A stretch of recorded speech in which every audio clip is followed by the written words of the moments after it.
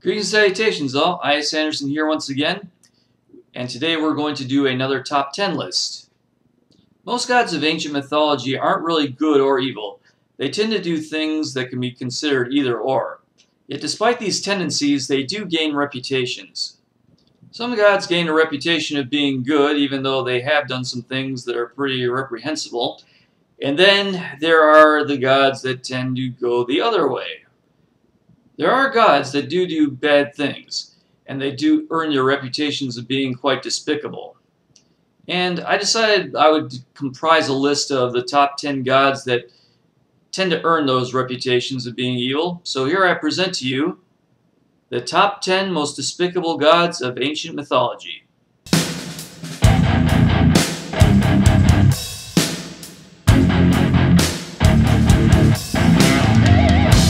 So before I get into the list, I'd just like to remind everybody that these are just based on my own opinion, but I have done a lot of research into this, and I am going to give you the reasons as to why I think these gods should be on this list.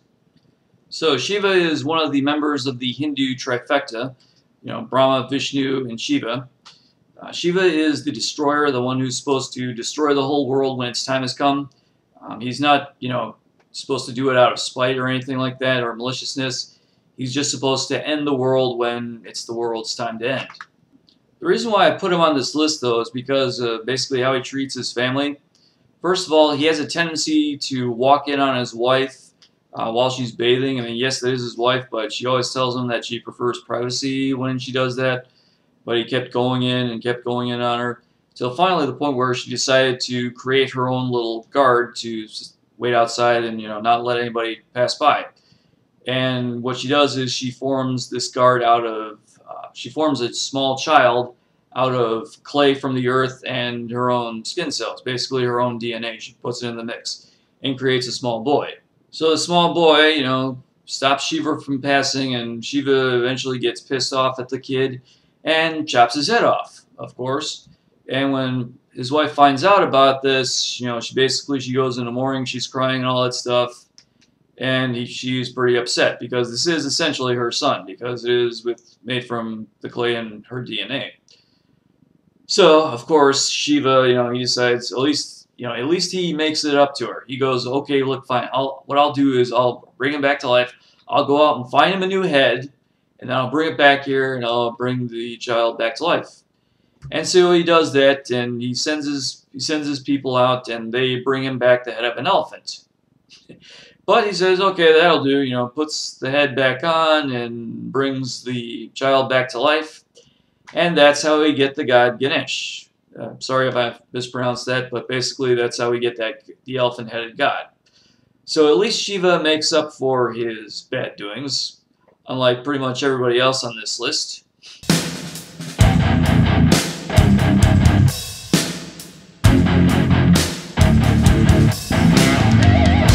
So yeah, Poseidon, he is a sea deity, and sea deities, they tend to be feared in most pantheons because, they'll do that. They'll show mercy on the seas when they feel like it, and at the whim, they'll just, destroy your ship or whatever. But there are some things he's done that, have nothing to do with the sea deity thing. First of all, he was every bit as big a man-whore as Zeus was, yeah. And those of you who watch my Ganymedes video, you know how big a man-whore Zeus really was, and yes, Poseidon was still that big. He was into dudes as well, apparently. The thing is, you just don't really hear about Poseidon's things too so much because his wife didn't care, as opposed to Hera, and don't worry, we will get to her later. But still, Poseidon's wife, she didn't care what he did, but he did sleep around with a lot of people. Everybody knows about him and Medusa. There's different tales, of course, some saying that he raped her, some saying it was consensual. The research I've done lately tends to lean me towards more the rape thing, because I found another story in which Poseidon he seduces Demeter, goddess of the harvest and all that, Persephone's mother, and apparently she tries to get away with him by turning herself into a horse. That's not a good way to try to get away from Poseidon, so she turns herself into a horse and she goes among a herd of horses Sounds clever, I'll admit, but I mean, Poseidon, I mean, horses were kind of his thing, so he sees right through it. He turns himself into a horse and jumps her. So, yeah, there is that. Really, I think the most despicable thing Poseidon has done, though, was his rivalry with Athena and the whole patron of Athens thing. Basically, after Athens was formed, Poseidon and Athena both claimed it as patronage and all that stuff, and they both had priests in it. So they decided to have a contest. Both Poseidon and Athena would give the Athenians a particular gift, and then they would use that to decide which god they wanted as their patron. So Poseidon gives them, he basically makes seawater spring up from the sand, and that's his gift to them. Meanwhile, Athena, she gives them an olive tree, which provides them with wood, food, and basically wood and food, and I think shade, and I think they could also do something with the leaves. But basically, they can produce wood and food, and Poseidon gives them basically water that they can't drink, they can't use it to water their crops. So, of course, who are they going to pick as their patron goddess? Yes, Poseidon loses the little wager, and does he take it gracefully? Does he just bow out? Oh, hell no. I mean, he floods the whole city. Yes, he floods the whole city because they didn't choose him as their patron after he gave them a useless stream of salt water. So, yeah, I think, flooding a whole city for losing a bet, I mean, that's pretty low.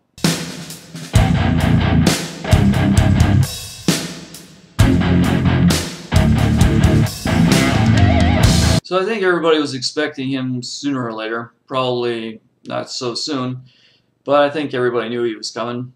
So yeah, he's complete man whore. We've already gone over this. Captured women and men, like to turn himself into animals and have sex that way. But mainly Zeus, I mean, he ruled like a tyrant. I mean, he created some really vicious and creative punishments for people.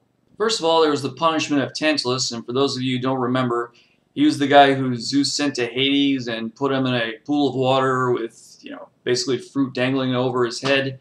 And as soon as Tantalus went to drink the water or we're going to pick the fruit, it was kind of played keep away with him automatically. He never actually tastes any of this stuff. So yeah, that was pretty mean. But to be fair, I mean, Tantalus, he did kind of kill his own son and chop him up and actually try to serve him to the gods that way. So I think we can let that one slide. Then there was Phineas, the guy who kept getting his food stolen by the Harpies. Of course, he was giving away secrets of the gods, so okay, I can understand why Zeus would do that. There was also a guy that Zeus actually attached to a flaming wheel and strung him out across that and basically tortured him throughout existence that way. That guy, he actually made advances towards Hera and did try to molest her, so that's why Zeus did that, though kind of hypocritical on his part, I think. He killed a king and a queen just for being too vain, turned a nymph into a turtle for not coming to his wedding, killed a guy just for impersonating him. Oh yeah, and he also threw Hephaestus off a cliff, his own son. There's different accounts and different stories as to why he did it, but the worst one being just because he was ugly. Yeah, this was right after he was born, too. Yes, don't worry, the atrocities, they do get worse as we go on.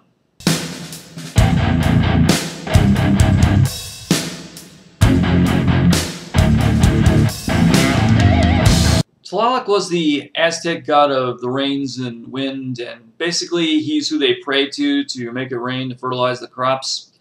And like all the other Aztec gods, he demanded blood sacrifices, and so the reason why I put him, though, on this list as opposed to all the other Aztec gods, I mean, there is one other later on, but the reason why he's on here is because he actually wanted the blood of children. Yes, they sacrificed children to him because it was the belief that his tears were cherished by him above all else. Yeah, so the guy who wants the blood sacrifices from the children is number 7.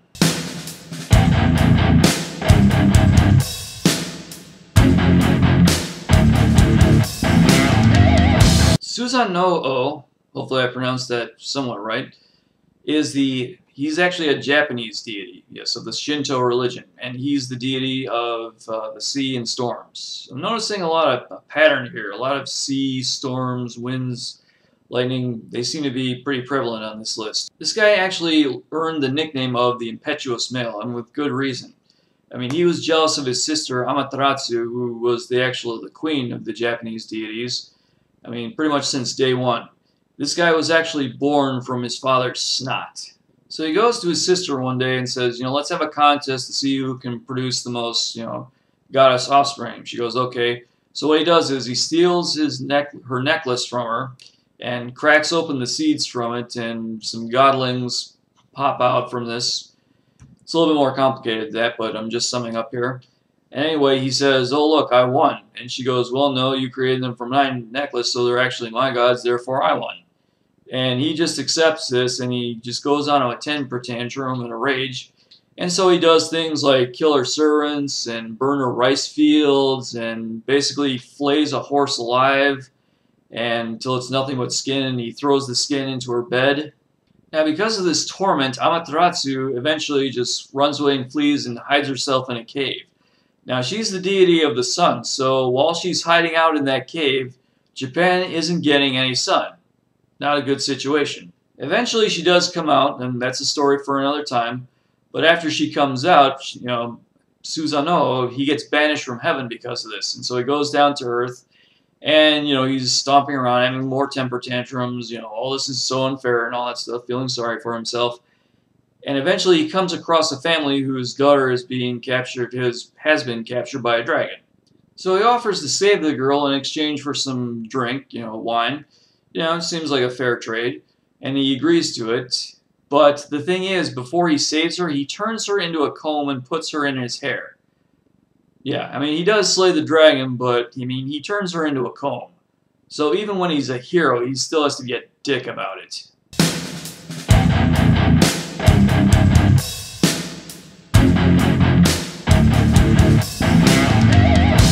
Okay, so Khalfu, he is actually a voodoo deity. And he is a deity that does tend to be evil. And I know I'm not really an expert on voodoo mythology so much. I've delved into it only a little bit. I'm learning more of it as the process goes on. Khalfu is the god of crossroads. He's the evil god of crossroads. He does have a twin brother named Papa Legba, who is a good deity that is pretty high up there. So both Papa Legba and Khalfu are pretty high up in the deities ranks. So, Papa Legba's good, Khalfu's evil.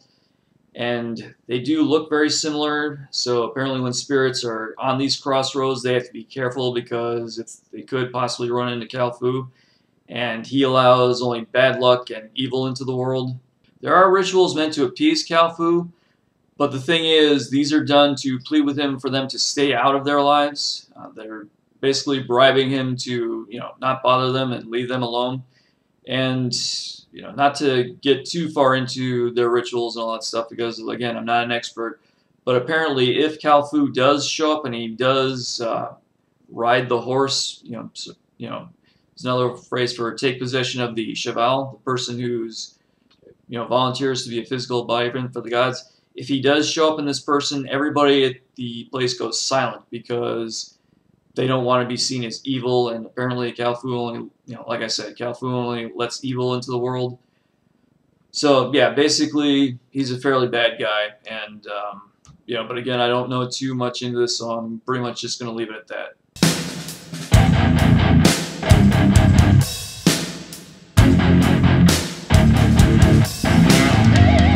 Okay, so as promised, we're going to get into Hera, the only female deity on this list. Hera is primarily known for going after Zeus's children and his mistresses because she gets pissed off. She's the goddess of marriage, and Zeus's infidelity pisses her off, and so she goes after his children. She did actually try to go after Zeus once. She actually gathered all the other Olympians and decided to rebel against him. And the plan was that she would drug him. And she did manage to drug him and make him fall asleep, but the thing is they kind of forgot to, there needs to be more of a plan after that. So when Zeus awakens, all the other Olympians, they throw her under the bus and say, oh, it was Hera's idea. And so he hangs her from the sky with a golden chain. Her most famous form of cruelty, I think, is when she goes after Hercules. Well, first she tries to kill him in his crib with snakes. Of course, he strangles them, while they're trying to kill him. So that's thwarted, and you know, she constantly does things to make his life a living hell. He makes him go crazy, kill his family, and sets up the trials for him. Then there was Zeus's mistress, Echo. Hera cursed her to do nothing but repeat everything that's already said to her. And eventually when she died, her body went away, but the voice was still there, and that's how we get echoes. Then there was Dionysus' mother, who Hera turned herself into one of her nursemaids and convinced her, you know, you should really make Zeus, you know, show you himself as he truly is. She's like, yeah, that's a good idea. And so she ends up dead while she's still pregnant with Dionysus, and so Zeus has to basically take the child and sew him into his own thighs to finish his gestation. They're gods, just go with it. Then there was Queen Lamia, which Zeus loved. So Hera decides to kill her children and turn her into a ferocious monster, which becomes so jealous that it decides to kill everybody else's children. Nice going, Hera. She also tried to interfere with the birth of Artemis and Apollo. She declared that their mother Leto was not allowed to give birth anywhere on the mainland or in terra firma or on any island out in the sea. So Poseidon had to create this little floating island that apparently, I guess, didn't count as an island out in the sea. And then there was Zeus' mistress, Io. Is that another one of your floozies, Zeus? Why no, honey. That's a cow. Yeah, somehow Hera didn't fall for that one, and she decides, well, okay, I'll just take the cow as a pet.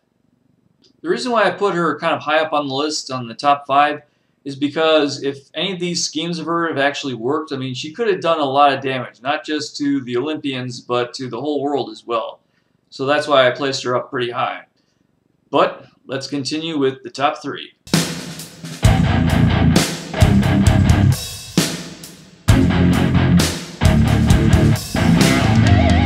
Tezcatlipoca is the Aztec deity of corruption. This guy was actually feared by all the other Aztec deities. I mean, just think about it for a moment. All these deities, they demand blood sacrifices, and they're afraid of this guy. He actually did earn that reputation of being the god of corruption, namely because he corrupted the god Quetzalcoatl, who was their high priest. You know, he was, you know, the Zeus and Odin of, you know, the Aztecs. He actually got him to forego all his vows and get into drinking and whoring and basically neglecting his duties, and got Quetzalcoatl actually kicked out of heaven. There are some actual accounts of the very first blood sacrifices being to Tezcatlipoca.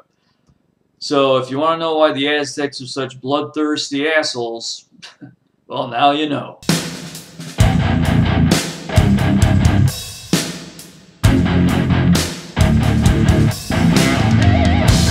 Okay, so those of you who watched my ISIS video, you pretty much know the whole story behind Set and why he was such an asshole. I'll leave a link in the description so you can watch that just in case you've forgotten about it. But basically, let me sum up. He's jealous of his brother since day one, so he puts his brother Osiris in a box, makes him suffocate in there. His wife goes and finds him. Set finds the body, dismembers it, scatters it all over the desert, throws his phallus into the river where it gets eaten by a fish. So he basically kills him twice. The thing I didn't mention in that video is that Set actually managed to kill Horus too, yeah. Only thing is, Isis actually managed to resurrect him fully formed. And so Set and Horus, they were fighting each other for a long time ever since, basically. I mean, Set did do some things. I mean, like, he actually guarded Ra on his nightly journey down, you know, the river in the Duat and protected him while he was dead so that he could be reborn each day. Now, if you think about it, Egyptian mythology are some of the oldest recorded stories in the world, if not the oldest. So, through Set's actions, I mean, he is essentially the father of evil. I mean, he's the very first bad guy in the world. So you're probably thinking, well, who could possibly be worse than the guy who invented evil and is the father of all the villains and all the stories that ever came down, who was bad before anybody else?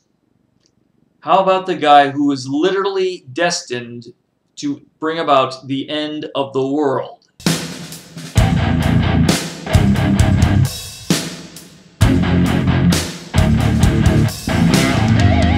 Now, forget about anything you may have seen in the movies. Loki there is no redemption for this guy. Yes, it is true he just started out as a jovial trickster god, but he really did become evil. I mean, we could start with what he did with Thor's wife Sif.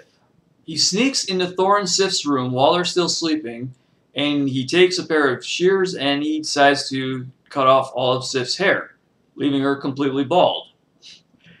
Yeah, might actually sound funny, but I'll tell you what, Sif didn't think it was funny, and neither did Thor when she was through with him. So yeah, eventually Thor does get a hold of Loki, and they have some harsh words, and some bargaining is reached. Again, a story for another time. See, Loki's a lot like Cersei Lannister. He does come up with clever ideas and he plans things through, but there's always one detail that he doesn't anticipate, and his schemes end up in a disaster, and usually Thor has to bail him out, or actually end up bailing out all the Asgardians. And because of this, Loki gets a lot of scorn, and instead of trying to make up for anything, he just does other boneheaded things and get himself into more trouble. And eventually, he decides to do something really funny and clever and get his own brother Balder killed. Now, Balder is a pretty beloved god. So beloved, in fact, that actually Odin and Frigga, his wife, they go down to Niflheim, the Norse underworld, to talk with Hela, the goddess of that underworld. And they actually make a bargain with her, please let Balder go, let Balder go. And she actually agrees to it, something she never does. But the thing is, she wants every mortal in the world to say that, they want Balder to come back. Okay, no problem. So they go around and, they pretty much get the go-ahead from every mortal on Earth. But then Loki, he decides to disguise himself in an old woman, and they ask him, the old woman, and he just says, nope, nope, don't bring him back. So now Balder can't come back from the dead. And that pisses off the Asgardians even more. Go figure. And after Loki does this, pissing everybody off, he decides to go to a party where, all the Asgardians are gathered, and he goes around and insults all of them. He basically calls Thor a wimp, he slut-shames Freya, okay, and he basically laughs at Frigga and everything, all her suffering for losing Balder, and rubs it in their face how he's responsible for Balder's death. And it's at that point that they say, you know what? I think it's time to get rid of him. And so Thor and a couple other gods, they track Loki down and they kill one of Loki's sons that he had with his actual wife, Sijin, I believe her name was. And they kill the son, take out his entrails, and use those entrails to bind Loki to the rock. And they have a serpent drip venom over onto Loki's face, in which, Sijin has to hold the bowl over.